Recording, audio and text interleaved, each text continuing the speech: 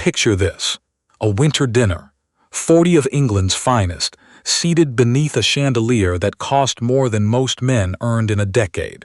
Silver catching the candlelight, crystal catching the wine. And at the head of the table, the Duke of Ashburn, handsome, composed, entirely at ease, rising to his feet with the particular confidence of a man who has never once been told that what he is about to do is a catastrophic mistake. At his right hand sat his guest of honor. She was not his wife. His wife, Genevieve, the Duchess of Ashburn, sat 12 chairs away, near the end of the table, where she had been placed without explanation or apology. She had been his wife for 9 years. She had managed his correspondence, organized his charitable committees, memorized the preferences of every person in that room before they arrived, and arranged the centerpieces herself that very afternoon, because the florist had delivered the wrong flowers, and she had not wanted to trouble anyone. She had not touched her wine. She watched her husband rise. She watched him smile, that particular smile, the one that worked on rooms the way a key works on a lock, smooth and inevitable. She watched him raise his glass and say, in the carrying voice of a man who knew exactly how far his words would travel, "I find I can no longer pretend. Not in good conscience, not among people I respect." A pause, perfectly calculated. "Allow me to introduce the woman who has for 2 years now held what little heart I possess. Miss Audra Fenwick, the woman who should have been standing where my wife stands tonight." The room went very quiet. Genevieve did not move. She sat with her hands folded in her lap, her posture the posture of a woman who had spent 9 years learning how to be still in rooms that were trying to unravel her. Her face was composed. It was always composed. She had made composure into something close to an art form. 40 people turned to look at her. She understood, in the space of perhaps 3 seconds, exactly what was happening. He had done this here at dinner, in front of witnesses, because he needed the social machinery of it. He needed her diminished in front of people whose opinion she had spent 9 years cultivating. He needed the room to see her face register the blow. She did not let it. Genevieve Hartley, that was her name before, and it was still, underneath everything, her name, picked up her wine glass, which she had not touched, and took a single unhurried sip. She set it down. She looked at Miss Audra Fenwick, who was 24 years old, beautiful in the way of someone who had been told so too many times, and who was smiling with the bright and barely contained triumph of a woman who believed she had won something. Genevieve held her gaze for one moment. Then she set her napkin on the table, rose, and said to her hostess, Lady Pemford, who was seated nearest the door and whose expression had gone the particular white of someone watching a carriage accident unfold in slow motion, "Forgive me. I find I have a slight headache. The evening has been lovely." And she walked out. Not quickly. Not with tears on her face. Not with any of the things that the room was silently willing her to produce, because a scene would have made it manageable, would have made her the problem, would have made what he had done into something she had provoked.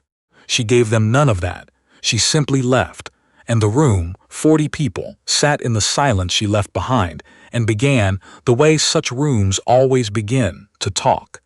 The house had belonged to her mother. This was not something Genevieve had thought about in years, which was perhaps the first sign of how thoroughly she had allowed herself to disappear into the life she had been given.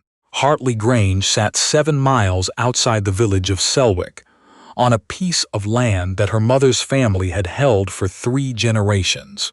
Her mother had left it specifically to her, not to the Ashburn estate, not in trust to her husband, but to her, Genevieve Ann Hartley, in the precise and careful language of a woman who had understood something about marriages that her daughter was still, at the time, too young to see. Genevieve arrived there on a Wednesday, 2 days after the dinner, with 1 trunk and her personal maid, a quiet and extremely competent woman named Agnes, who had been with her since she was 22, and who asked no questions about the trunk or the absence of the Duke's carriage or the fact that her mistress had not slept in 2 days. The caretaker, a broad-shouldered, unhurried man named Mr. Wick, was already at the gate when the hired carriage pulled up. He looked at the trunk. He looked at Genevieve. He said, "Fires will be going within the hour, Your Grace. Mrs. Lund has soup." "Thank you, Mr. Wick," Genevieve said. "And it's just Mrs. Hartley, I think, for the time being." He absorbed this without comment, which was one of the things she had always appreciated about him. She walked inside. The house smelled of old wood and beeswax, and something underneath both of those things that she identified, after standing in the entrance hall for a long moment with her coat still on, as the specific and irreplaceable smell of a place that had belonged to someone who loved her. Her mother had died 11 years ago. Genevieve had not been back since the funeral. The house had been maintained but not lived in, and it showed. A faint mustiness beneath the polish, a slight echo in the rooms, the particular quality of a place that has been waiting. She went to the desk in the sitting room. She opened her traveling case. She took out a single letter, already written, which she had drafted 3 days before the dinner, because she had suspected, in the way that women who have been ignored for years develop a fine and unwanted sensitivity to the signs of what is coming, that something was about to happen. She had written to Mr. Aldrich Vane. He had been her mother's solicitor, and then her own, quietly and without fanfare, for the 9 years of her marriage, because her mother had insisted she keep one, and because, it turned out, her mother had been right about a number of things. She had asked him a single question. "What is mine, outright, beyond the reach of the Ashburn estate?" His reply had been waiting for her at the Grange. She read it at the desk, with a cup of tea that Mrs. Lund had brought without being asked, and she read it twice, and then she set it down and looked out at the garden for a long time. She was not wealthy. She had not expected to be, but she was not, as she had half feared in the sleepless hours on the carriage ride, destitute. The Grange was hers, unambiguously, her mother's jewelry, a small trust established by her maternal grandfather, quietly accumulating for 9 years because Genevieve had never accessed it, and had, in the fog of a life spent managing someone else's household, nearly forgotten it existed. She was, she understood, reading the numbers for the second time, independent. The word sat in her chest like something newly lit. She picked up her pen. The first visitor came 5 days later. Lady Cecile Ashgrove arrived in a carriage that was far too elegant for the muddy lane leading to the Grange, negotiated the gate with difficulty, and emerged in a coat the color of winter plums, entirely composed. She was Genevieve's oldest friend. They had come out the same season, had survived the marriage market together, had written to each other faithfully for 9 years across the geography of their separate lives. She walked in, looked at Genevieve sitting at the desk surrounded by papers, and said, "You look better than you have in 3 years. Sit down, Cecile," Genevieve said. "Mrs. Lund will bring tea. Everyone is talking," Cecile said, sitting. "In case you were curious, which I suspect you are not. What are they saying? That Edmund has lost his mind, that Miss Fenwick is 24 years old, and has a laugh you can hear from 3 rooms away, which is apparently charming in the drawing room, and will be a different matter entirely at 8 in the morning." Cecile accepted her tea. "They're saying your exit was the most composed thing anyone has witnessed at a dinner table, since Lady Morrow told the Home Secretary he was wrong about tariffs and cited 4 sources. Genevieve almost smiled. "And what do they say about me?" Cecil studied her for a moment. The papers on the desk, the absence of reddened eyes, of the particular fragility that grief produces in the face, the presence, instead, of something focused and deliberate. "That you're either very strong or very damaged," Cecile said. "No one can quite tell which." "How do you find me?" Genevieve asked. Cecile was quiet for a moment. Busy, she said finally. You look very busy. I am, Genevieve said, extraordinarily. She did not elaborate.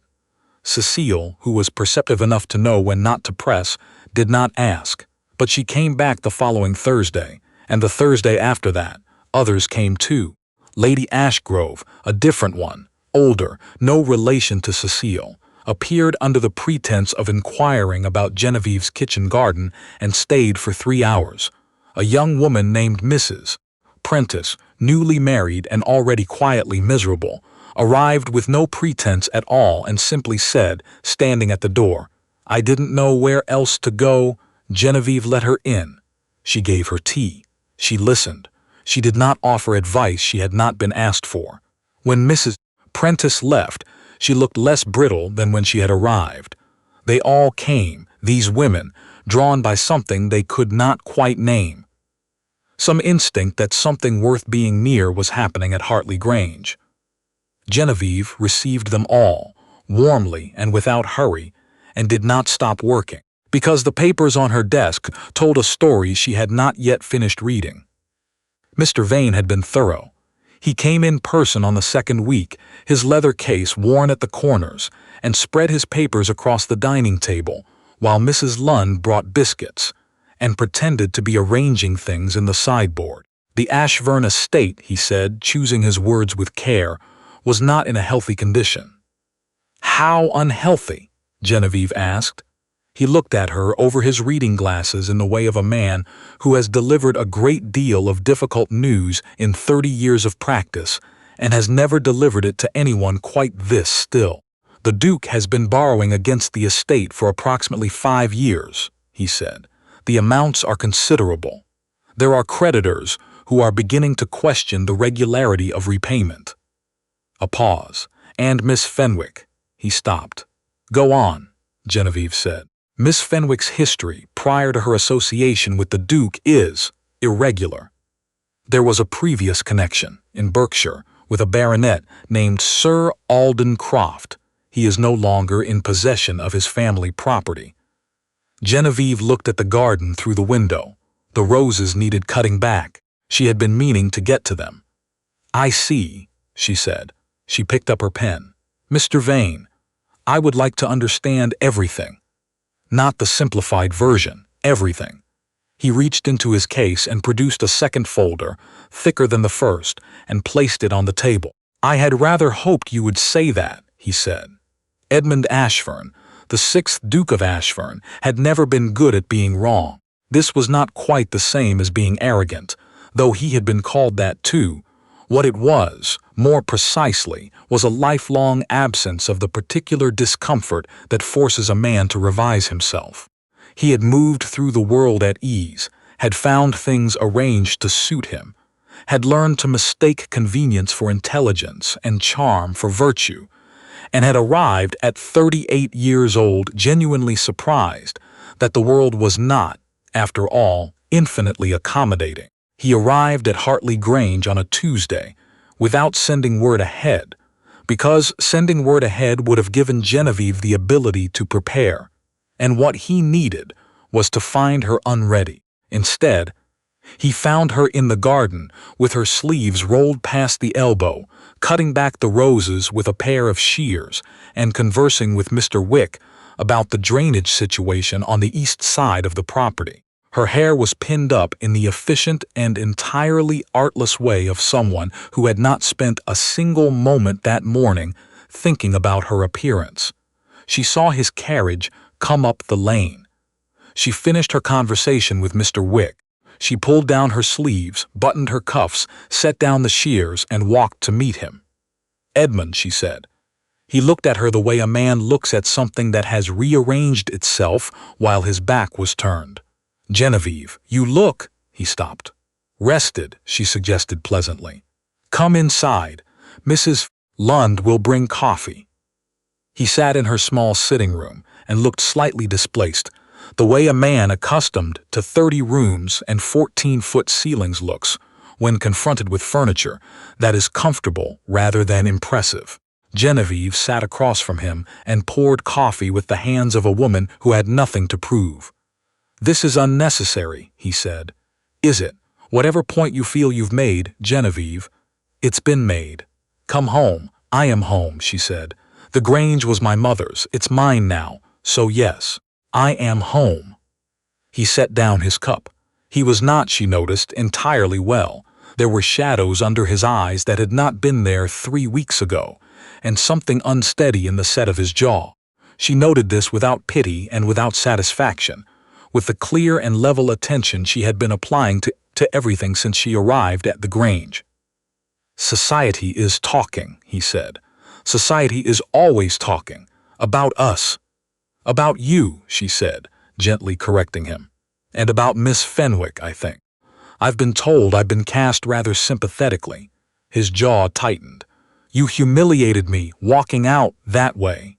She looked at him for a long moment.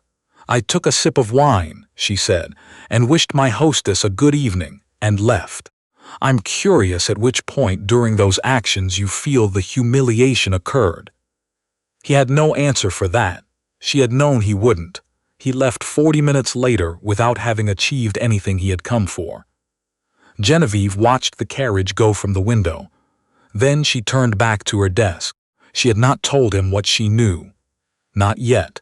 What Mr. Vane had assembled, document by document, across her dining room table, was considerably more troubling than she had initially understood. It was not simply that Edmund had borrowed against the estate. It was what he had borrowed for, and from whom, and at what terms, and what had become of the money once it left his hands. 5 years ago he had made a series of investments, something in shipping, something in land speculation in the north, something vaguely described in the paperwork as a continental textile venture. All of them had failed badly. Rather than absorb the losses and rebuild quietly, he had borrowed to cover them, and then borrowed again to cover the interest on the first borrowing, and then, when that structure began to crack, had turned to sources no duke of anything should have approached. Private creditors whose patience was not infinite, and whose methods of ensuring repayment were not strictly gentlemanly. And then there was Miss Fenwick. Audra Fenwick had not always been called Fenwick. She had been born Audra Price, in Wiltshire, the daughter of a small tradesman. She was clever, very beautiful, and possessed of a quality that Genevieve, reading Mr. Vane's careful notes, recognized reluctantly. A genuine gift for becoming what a particular man needed to believe she was, just long enough to accomplish what she had come for. Sir Aldencroft of Berkshire was the most complete example. He had met her 4 years ago, had spent 3 years in willing and apparently joyful diminishment, and had ended the acquaintance without his estate, without his standing, and without any clear understanding of exactly how either had happened. He was not a foolish man. He had simply wanted very badly to believe something that was not true. Genevieve read the file on Audra Fenwick twice. She folded it, placed it in her case, and sat for a while in the quiet of the sitting room, the fire going, the garden going dark outside the window. She did not feel triumph. She had expected to, or something like it. What she felt instead was a specific and heavy grief, for the 9 years, for the man Edmund might have been with different choices, for the extraordinary waste of all of it. She allowed herself that. She did not rush past it. Then she opened the case and went back to work. The man at the edge of the property appeared for the first time on a Thursday morning, walking the fence line along the eastern boundary, with the deliberate attention of someone conducting an actual inspection rather than an excuse to be somewhere. His name, she learned from Mr. Wick, was Mr. Calloway Thrace. He owned the property adjoining the Grange's eastern edge, had inherited it from a cousin 2 years ago, managed it himself, was quietly respected in the county for reasons having to do with the condition of his tenant cottages and his willingness to show up in person when something needed fixing. He appeared at the garden gate one afternoon, hat in hand, with the expression of a man who is genuinely uncertain whether his presence is welcome and is not notably trying to conceal this. "Mrs. Hartley," he said, "forgive me. I'm your neighbor. My property runs along your eastern hedge. I've been meaning to call properly, but I didn't want to." He paused. Intrude seems like an insufficient word. "Overwhelm?" she suggested. Something shifted in his face. Not quite a smile, but the antecedent of one. "Yes, that. You're not overwhelming me, Mr. Thrace. Would you like to see the East Garden? I've been trying to determine what's killing the box hedges, and I find myself genuinely unqualified to judge." He was, it turned out, considerably qualified. He knew hedges the way some people know music. Not generally, but specifically, all the way down to the particular variety, and the particular problem and the particular remedy, and he explained all of this without telling her what to do about it. He laid out the options. He told her what each would require. Then he stopped and let her think. She found this so unusual it took her a moment to identify what it was. When he left, she watched him walk back along the eastern hedge and thought that she could not remember the last time she had come away from a conversation feeling more rather than less like herself. She went inside. The papers on her desk were waiting. She sat down and picked up her pen, and from Ashburn Hall, 30 miles away, a carriage was already being prepared. Edmund had heard she was at the Grange. He was coming. Not because he had understood anything yet. He had not. But because she had been constant for 9 years, and men who have had something constant for 9 years do not know what to do when it is simply gone. The second visit was different. He had written ahead. Small mercy, or possibly a sign that something was beginning to shift in him. He arrived for lunch not unannounced, and Genevieve had not prepared exactly, but settled. She knew what she held. She knew what he owed.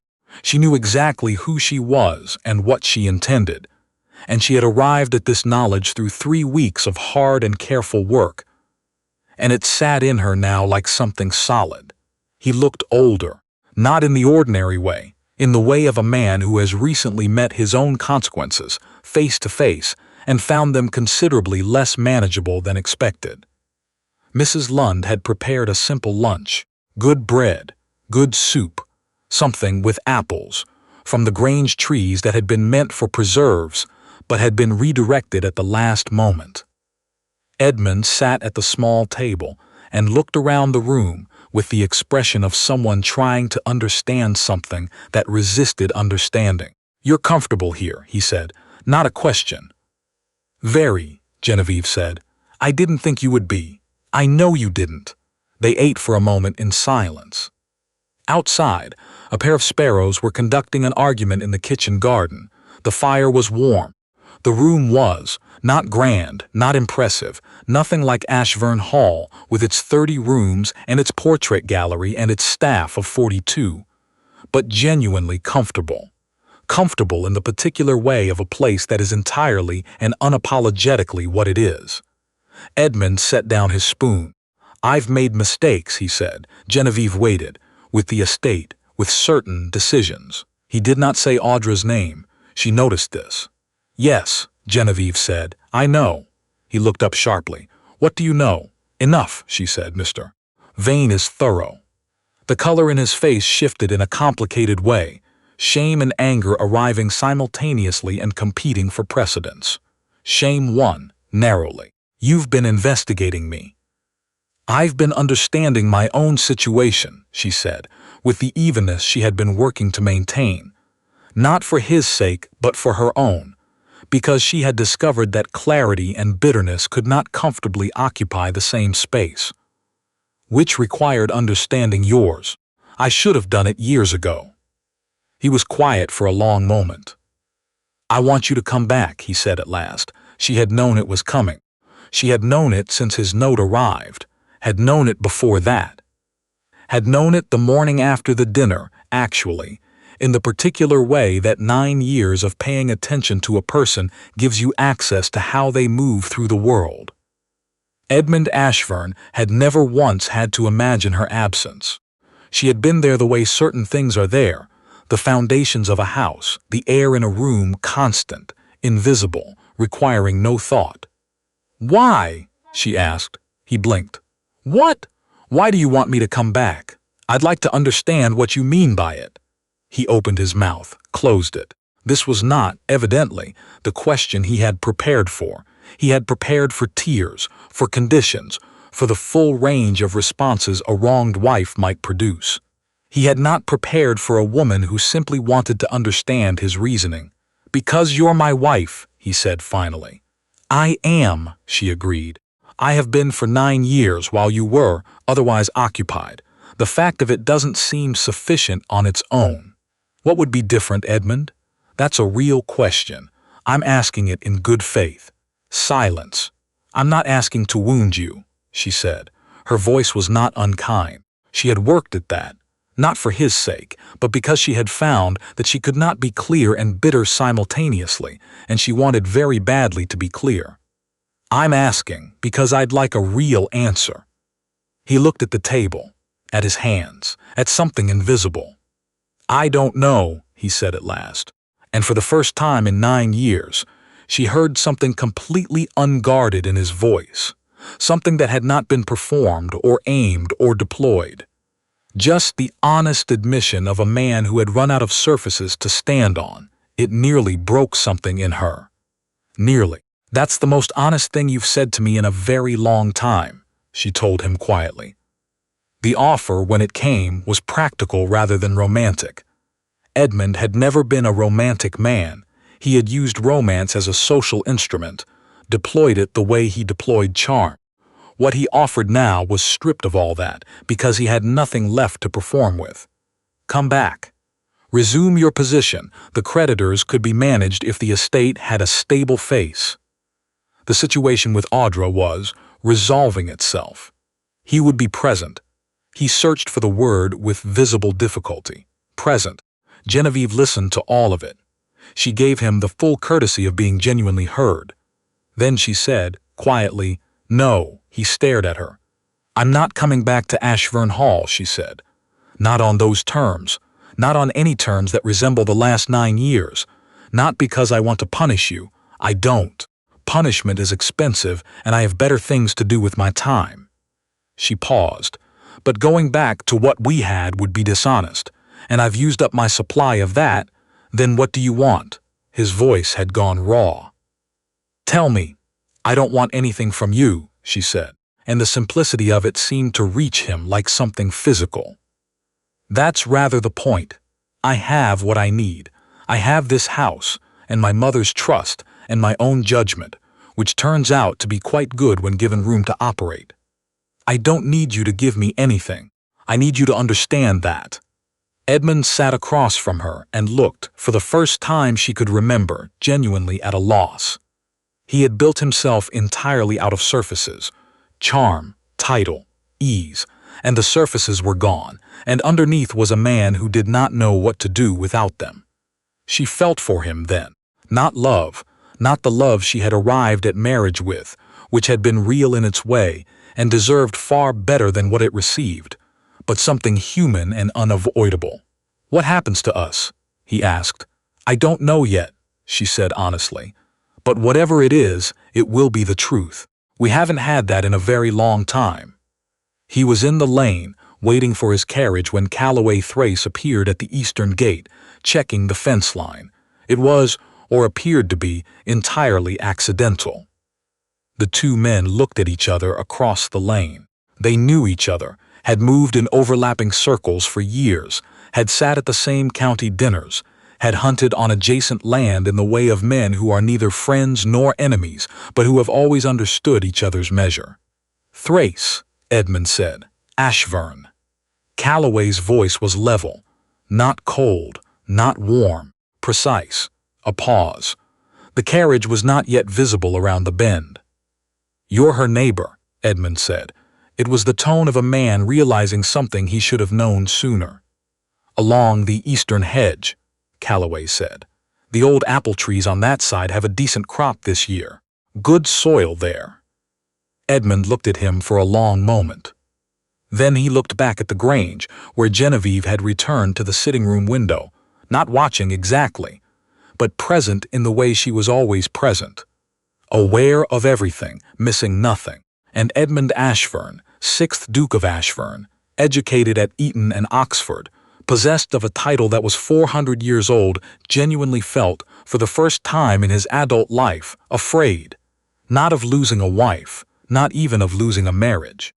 Of losing the specific, particular, irreplaceable woman who had been standing right in front of him for 9 years while he looked past her at things that were so much smaller. His carriage came around the bend. He got in without another word. Calloway watched it go. Then he walked to the Grange door and knocked. Genevieve opened it. "I saw," she said. "Come in, Mrs." Lund made apple cake. They sat in the sitting room with the cake and the fire, and the quiet that had grown between them over the past several weeks. A quiet that was not empty but full, in the way the best silences are full, not with things unsaid but with things that did not require saying. "He'll try again," Calloway said eventually. "I know," Genevieve said. "Are you all right?"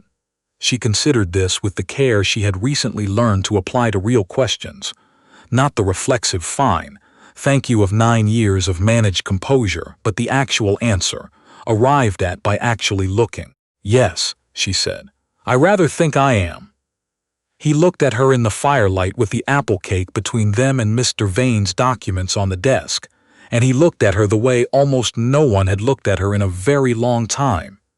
Not at the Duchess, not at the social surface, but at Genevieve. "I should tell you something," he said. She waited. "Edmund and I were friendly years ago, before your marriage. I was there the season you came out." He was quiet for a moment. "I saw you at 2 different events before he did. I thought," he stopped. "What did you think?" she asked. "That you were the most interesting person in the room," he said. Simply, directly, without decoration. Both times. And then he saw you, and I stepped back. Because I thought he was the kind of man who deserved that. I was wrong about that." The fire crackled. Outside, the November dark had come down over the garden. "Why are you telling me this now?" Genevieve asked. "Because I've been your neighbor for 3 weeks and your friend for 2, he said, "and I find I'm running out of patience with not being honest." He met her eyes. "I'm not telling you to do anything with it. I only wanted you to know that someone saw you, before all of this. Someone noticed." Genevieve looked at the fire for a long moment. "Calloway," she said. "Yes, ask me to dinner. Properly. Next week." Something shifted in his face, that antecedent of a smile arriving at last into the real thing. It was a good smile. She had suspected it would be. "Mrs. Hartley," he said, "would you do me the honor of dining with me next Friday?" "I would," she said. "Thank you for asking." Outside, Edmund's carriage was already a mile down the road, carrying a man who was only beginning to understand the full accounting of what he had thrown away. Audra Fenwick made her final error in December. This was, in retrospect, characteristic. She moved on instinct, quick, sharp, predatory instinct that had served her extremely well for a long time. The trouble with instinct as opposed to judgment is that it does not slow down when slowing down is what the situation requires. The situation, by December, required it. Edmund had become unreliable. He was distracted, increasingly quiet, given to long silences, and a glass of brandy he rarely finished. Audra had initially read this as a temporary condition. She was beginning to suspect otherwise. And the letter that had arrived from his primary creditor, she had read it, not because he had shown her, but because she had a gift for reading things she was not meant to see, was not encouraging. But there was. She had calculated a possible solution. Lord Hartwell Prescott had arrived in London for the winter season. He was 61, recently widowed, and in possession of a fortune that people mentioned with the involuntary reverence reserved for numbers too large to spend. He was also, as Audra had learned from channels she found useful, fond of music and susceptible to warmth, both of which she could supply without difficulty. What she did not know, because she had not been tracking the social weather with her usual precision, too occupied with Edmund's deteriorating situation, was that Lord Prescott's aunt was Lady Millicent Graves.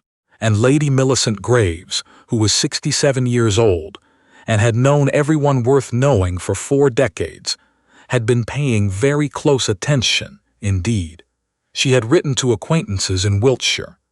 She had written to a friend whose husband moved in financial circles where Sir Alden Croft's name still circulated. She had, in short, done precisely what Genevieve had done, but from a different angle, and with the leverage of 67 years of accumulated knowledge behind her. She was ready. Lord Prescott mentioned Audra Fenwick to his aunt with the shy pleasure of a man who has met someone interesting and wants to share it. Lady Graves listened. She poured more tea. She set the pot down with care, and then she told her nephew, in precise and unhurried terms, exactly what she had learned. She did not embellish. She did not sensationalize. She simply presented the facts in order, with the documentation she had assembled, and let him draw his own conclusions. Lord Prescott read every page. He did not send a note explaining his subsequent absence from Audra's horizon. He simply disappeared from it, cleanly and without drama, the way men disappear when they have been warned in time. Audra noticed. She inquired. She received no satisfactory answer. For the first time in a long time, she felt the ground shift. It happened publicly at Lady Pemford's Christmas gathering, the same Lady Pemford at whose table Edmund had made his announcement 6 weeks earlier. It was a small gathering by the standards of the season, but precisely placed. What happened in Lady Pemford's drawing room would be known across London by the following morning. Audra arrived with the confidence she had been carrying since the night of the dinner, when it had seemed that the path ahead of her was clear and open. She had not noticed the path closing behind her. She noticed now. It was not exclusion. Nothing so legible as that. It was the slight cooling of greetings, the conversations that reached their natural conclusion just as she approached, the social machinery of a world that had been managing its own membership for centuries, operating with the precision of long practice. Lady Graves was there. Audra had known she would be. She had told herself the old woman was not a serious threat, that her inquiries were manageable. She heard as she passed, clearly, because Lady Graves had spent 67 years developing a voice that carried exactly as far as she intended. The words Wiltshire and Croft, and what a remarkable coincidence, wouldn't you say? Audra stopped. Lady Graves looked at her. It was the look of a woman who knows precisely what she knows and intends to go on knowing it, publicly, without apology, for as long as necessary. Audra understood in that moment that she had lost this particular engagement. The only question was the form the loss would take. She chose a dignified exit. She did not make a scene. She cited a headache, said her goodbyes, and left. Outside in the hired carriage, she sat in the dark for a long time. Then she made calculations. She came to Edmund the following morning. He was in his study at the London house, reading a letter from his solicitor with the expression of a man reading his own sentence. He looked up when she was announced. Something moved across his face, recognition, habit, the memory of warmth, before something more recent and more complicated settled over it. She sat across from him. She was beautifully dressed, as always. She did not waste what she had, but something had changed in her face. The performance was still there, but running on reduced fuel, and he could see for the first time the mechanism beneath it. He wondered how long it had been visible. He wondered why he had chosen not to look. "I'm going to France," she said. Edmund stared at her. "There are people in Paris I know. Opportunities that suit my situation better." A pause. Something that might have been in different circumstances, a genuine regret crossed her face. "I think we both know this has run its course. You're leaving," he said. "I'm being practical," she said. "Which is more than you've managed lately, darling, if we're being honest." And then, because she was who she was and could not entirely resist, "You should have kept better accounts. I can't build with nothing."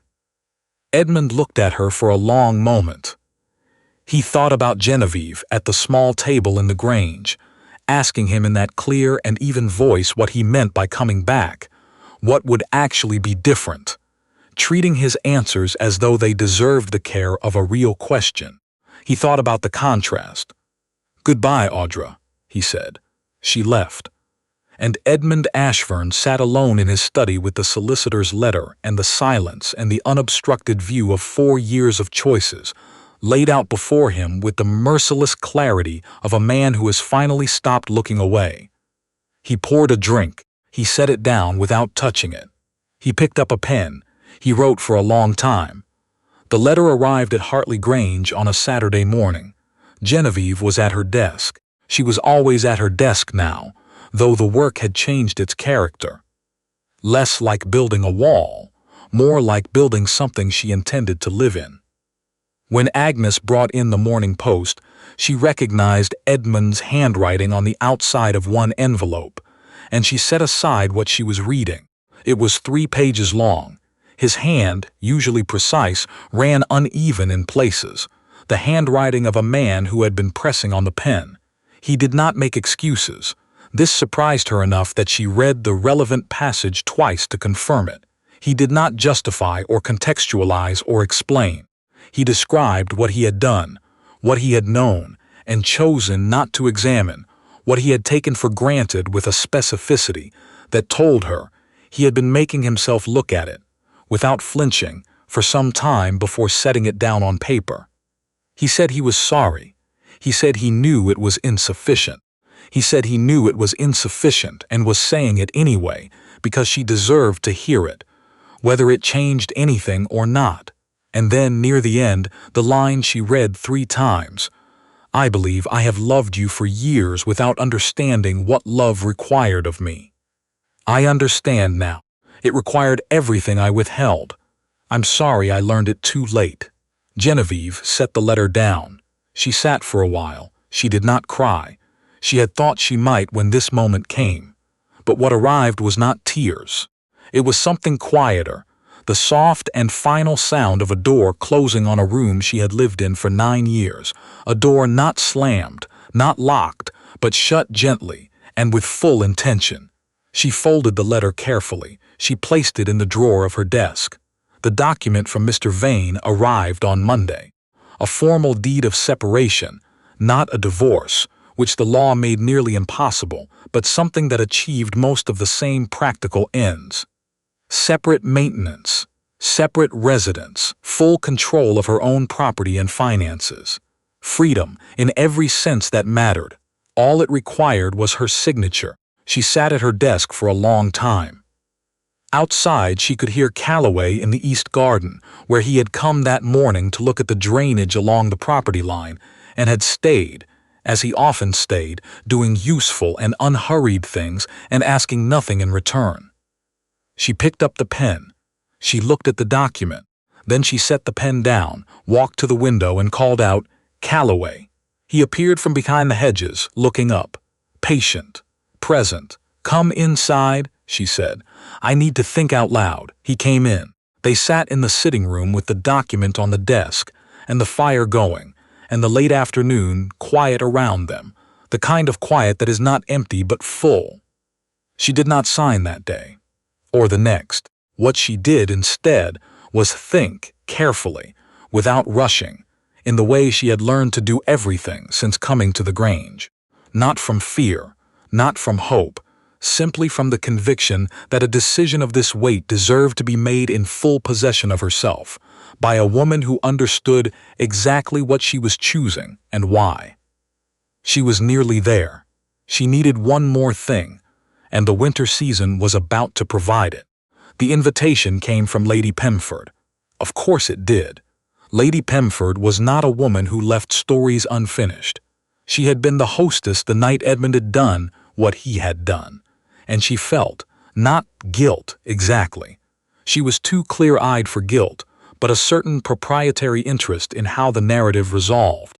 She had watched Genevieve walk out of that dining room 6 weeks ago with her back straight and her hands perfectly steady, and she had thought, In the moment before the room erupted, "That woman is going to be extraordinary." She had been right. She was usually right. The Winter Assembly was the season's closing event, where the autumn gatherings opened the social calendar with possibility. The Winter Assembly closed it with verdict. Reputations confirmed, positions clarified. Everyone took stock of where everyone stood before dispersing to their country houses for Christmas. It was, in short, the precise occasion on which Genevieve's reappearance would carry the most weight. The invitation was addressed to Mrs. Genevieve Hartley. Not the Duchess, not the Duke and Duchess of Ashburn. Her own name, her mother's name, in Lady Pemford's excellent handwriting, which she deployed with great intentionality. Genevieve read it at her desk on a Wednesday morning, set it down, and looked out at the garden. The rose canes she had cut back in November were bare. Something patient in them, waiting. She wrote her acceptance. She told Calloway that evening. They had fallen into a habit. Dinner at the Grange twice a week, sometimes more. Conversations that had the quality of something that had always existed and had simply been waiting to be noticed, like a path that turns out to have been there all along beneath the overgrowth. "Lady Pemford's Winter Assembly," she said. "In 2 weeks."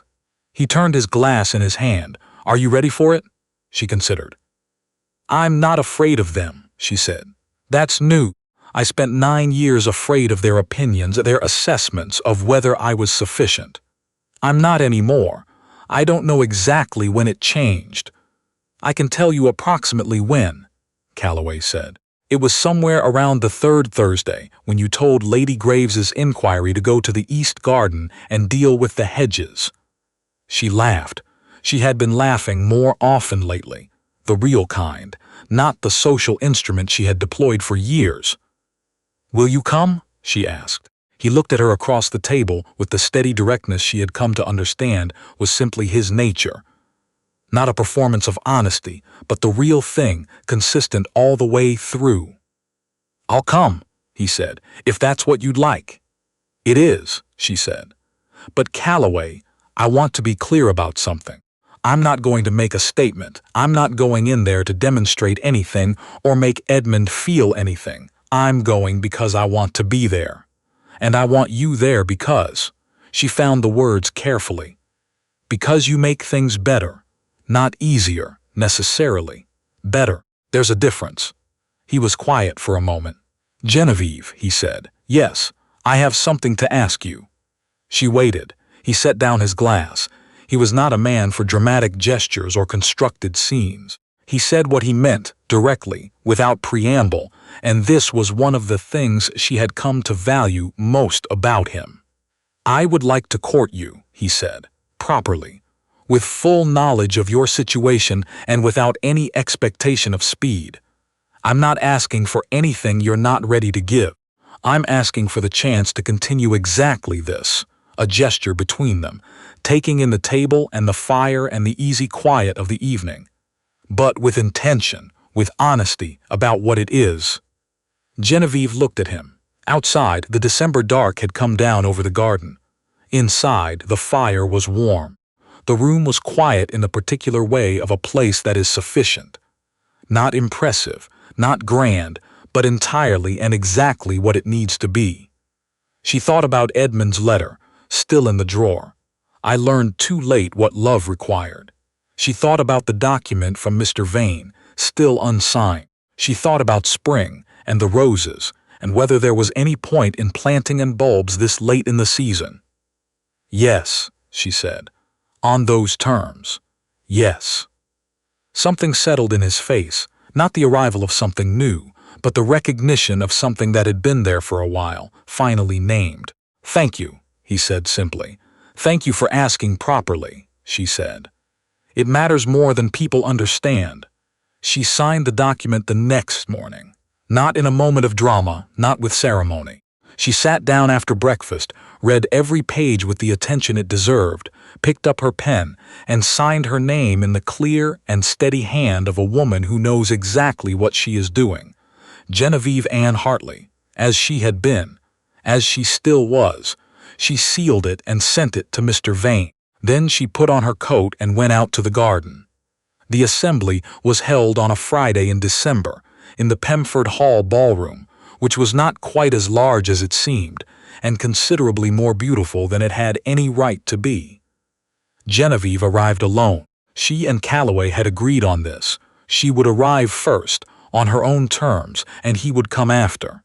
It was important to both of them, in a way neither had to explain at length, that she walked into that room by herself. Not to prove anything, simply because it was true. She wore green, not the ivory she had worn for 9 years. Ivory had been her armor, the color of a woman trying to appear unreachable. Green was something else, warmer, deliberate, the color of something growing. She wore her mother's emeralds, which she had not touched in years, which were hers, which looked, she thought, exactly right. She stood at the entrance of the ballroom for one breath. Then she walked in. It was not dramatic. There was no orchestrated moment, no sudden hush. It happened the way true things happen, gradually, spreading outward from where she moved, a turning of heads, a shifting of attention. And then, something she had not quite expected. Lady Graves, seated near the fireplace in her customary chair, looked up as Genevieve passed and raised her glass. A single deliberate gesture, public and unhurried. Genevieve inclined her head. And then they came to her, the women of the room, not in a rush but steadily, the way people move towards something they recognize as real. Lady Pemford herself, with the expression of a woman whose plans have come together satisfactorily. Mrs. Prentice, standing with her chin a degree higher than it had been 6 weeks ago. Others she had spoken to at the Grange, others who had heard, others who simply felt, in the way people feel such things, that they wanted to be near her. She spoke to each of them with the full attention she now gave to everything, asking after their mothers, their children, their roses, and meant every word. She did not look for Edmund. She did not need to. He was there, standing near the far wall, less polished than she had ever seen him in this room, and considerably more present. He saw her the moment she entered. She understood this without looking directly at him, with the peripheral awareness she had always had of him, which she suspected would take years to lose entirely. She did not avoid him. She did not seek him out. She simply moved through the room being herself. Near the end of the first hour, they were near each other, and it would have been more awkward to redirect than to simply acknowledge it. "Genevieve," he said. "Edmund." She stopped, looked at him directly. He looked at her with an expression she had no category for. Too many things in it, things he was, evidently, still learning to allow on his face. He did not try to simplify it. "You look." He stopped. Something honest moved across him. "You look like yourself," he said. "I don't think I'd seen that before. Not properly." "No," she said gently. "I don't think you had." A pause. Around them, the room moved and glittered. Music drifted from the far end of the hall. "I'm glad you're here," he said. "I'm glad they can see you. The way you—" He stopped again. "You deserve this all along. All of this. You always did." She looked at him for a moment. "Take care of yourself, Edmund," she said. And she meant it plainly, without bitterness, without subtext. The way you mean it when you say it to someone you once loved and have released and genuinely wish well from the right distance. Something settled in him. Not resolution, he was a long way from resolution, but the first movement toward it. "Good night, Genevieve," he said. "Good night." She moved on. Calloway arrived at 8:30. She saw him from across the room, unhurried as always, moving through the crowd with the quiet confidence of a man who knows his own mind. He found her without searching, which she had begun to understand was simply how it was with them. "How is it?" he said quietly, reaching her side. "Better than I expected," she said. "Better than it needed to be." She looked at him. "Would you like to dance?" He offered his hand. She took it. They moved onto the floor, and the music shifted to something slower and more deliberate. and Genevieve Hartley danced in the Pemford ballroom with a man who had seen her, truly seen her, across a crowded room, years before she had any idea he existed, and had been patient enough and honest enough to say so when it finally mattered. She was not performing. She was not managing or composing or maintaining the expression of a woman who has everything under control. She was simply there, present in her own life, on her own terms. From across the room, Edmund watched. He watched with the expression of a man who has understood something after the moment when understanding could have helped, and has decided, in the particular way that late understanding sometimes produces, to let it become something useful rather than collapse under it, to become, slowly and without audience, the person who deserved better than he had been. It was not a glamorous kind of change. It never is. But it was real, and Genevieve, dancing in green with her mother's emeralds, was not looking at him. She was looking at Calloway, and she was smiling, not the composed, careful smile of 9 years of managed rooms, but the real one, the one that came from somewhere unguarded, the one that had been there all along, waiting. It was, everyone who saw it later agreed, quite something. There was no school, at first. That came later. What came first was simply the work. The Grange properly managed, the kitchen garden restored, the east drainage addressed, Calloway's solution, which was correct, the trust funds assessed and redirected toward things that would produce something. Mr. Vane, who turned out to be the most useful man Genevieve had ever known, visited monthly, and brought his leather case and his careful handwriting and his very slightly smug expression of a man whose client is doing exactly what he always believed she was capable of. Calloway asked her to marry him on an April morning, standing in the rose garden at the moment the first canes were showing new green. He asked her the way he did everything, directly, without theater, in his own words. He told her he loved her in the specific way that means a person has been paying attention. Not to the title, not to the story, but to her. To the way she listened, to how she moved through a decision, to the particular quality of her laugh and the way she looked at the garden in the early morning like she was genuinely interested in what it was doing. He said, "I know your independence was hard-won. I'm not asking you to compromise it. I'm asking if you'd like a partner, not someone in front of you, not someone behind you, someone beside you." She stood in the April garden and looked at him for a long time. She thought about 19 and a church and the genuine and complete belief that she was beginning something wonderful. She thought about what belief had cost her and what it had eventually given back, which was the knowledge of exactly what she was made of. "Yes," she said, "I would like that very much." They were married in June, at the Grange, with the roses at their best, and the people who actually mattered present, which turned out to be fewer than she had spent 9 years trying to impress, and more than she had feared in the worst of those Ashburn Hall mornings, when the silence had felt like a verdict. Edmund heard about it through the county papers.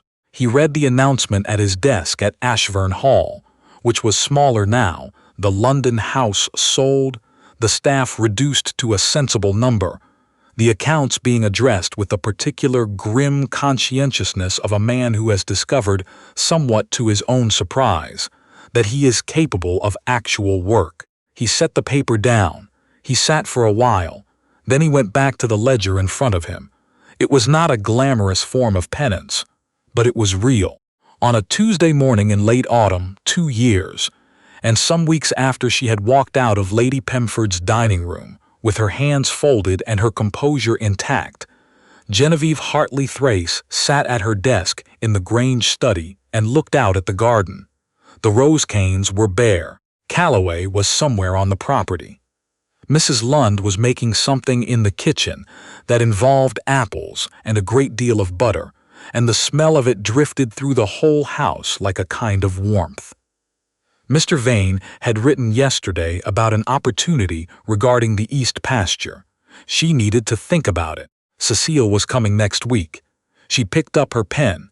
She thought about what she would say if someone asked her, how she would account for the last 2 years, what she would tell someone younger at the beginning of something they did not yet understand. She thought she would say, "I did not leave to punish him. Punishment is a kind of attachment, and I was done being attached to the wrong things. I left because I had spent 9 years building a life around someone else's comfort, and somewhere in that time I had lost the thread of my own. I left to find it again. It took longer than I expected. It required a good solicitor, an excellent housekeeper, a neighbor who knew how to listen, and a great deal of patience with myself. But I found it, and it turned out to be exactly enough." She set down the pen. Outside, the morning was still and clear, the hills bare against a pale sky, the garden going slowly, quietly toward whatever came next. Beside her desk, on a small table, not in a drawer, not put away, was Edmund's letter. She had kept it not as a wound, not as proof of anything, but as evidence of something she still believed. That people could be honest when it cost them something. That understanding could arrive too late and still matter. That the world was large enough to hold what had been broken alongside what had been built from what remained. She picked up her pen again. The roses would come back in spring. They always did. And Genevieve Thrace, who had once been a perfect duchess and had become, through difficulty and clarity and considerable quantities of Mrs. Lund's apple cake, something considerably better than that, was entirely, completely, and for the first time in a very long time, home.